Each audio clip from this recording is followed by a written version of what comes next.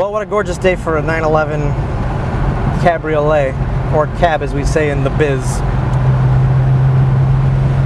54,000 mile 1995 example, and there's not a squeak, rattle, shake, anything here. We're going over a nice bumpy patch of road, and it doesn't ride like a Rolls Royce, but rides like a very comfortable car. You know, if you ask any well-trained mechanic on a car like this what they think about a car that has very, very low miles, is they're going to ask what's wrong with it. This is a 54,000 mile example. I know I'm repeating myself, but this is probably one of the nicest driving air-cooled 911s I've touched in a long time. It's smooth, it's comfortable. The clutch takes up right at the bottom. You can see right here. Just ease it out. First gear, second gear. Such an easy stick to drive. Third feels nice and strong.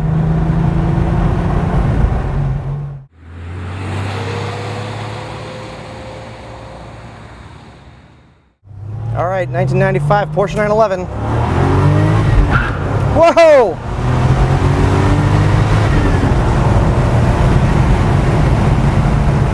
Brakes come down really, really nice. That's really healthy. There's just a very satisfying factor to driving the air-cooled cars. They're very pure. There's not any watered-down electronics in between you, the transmission, the engine. The steering is very, very direct. You sit very much upright in a Porsche 911, especially these older air-cooled cars. They're so conventional. Got more readings than you'd see in most cars, including an oil level, oil temp, oil pressure.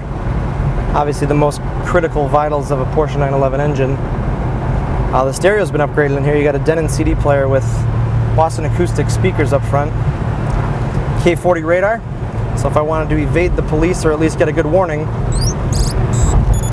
pop that on.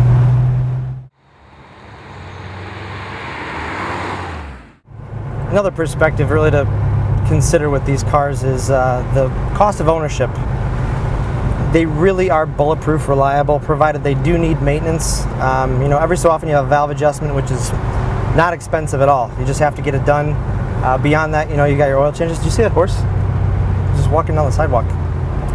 With a Porsche, these were really built by engineers, so it's always function before form. Hence, you know, some people would call it kind of an odd layout with the rear engine, but it does really mean that there's an emphasis on quality in everything it does, which is what makes it a very satisfying drive. A Porsche is not for everyone, but I do think to the true gearhead, somebody that really does appreciate cars, you can't help but really get a kick out of these.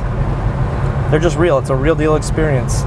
It's about as close to being one with the car as you get. And the resale value of these air-cooled cars, I mean, they really haven't made an air-cooled car since 1998. And the purists tend to say that this is the only real Porsche. Here we're going to go over some railroad checks. Nothing.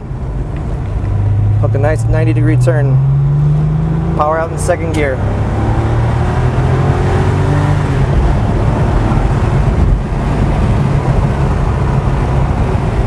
Oh, is that awesome? We'll do that all day long.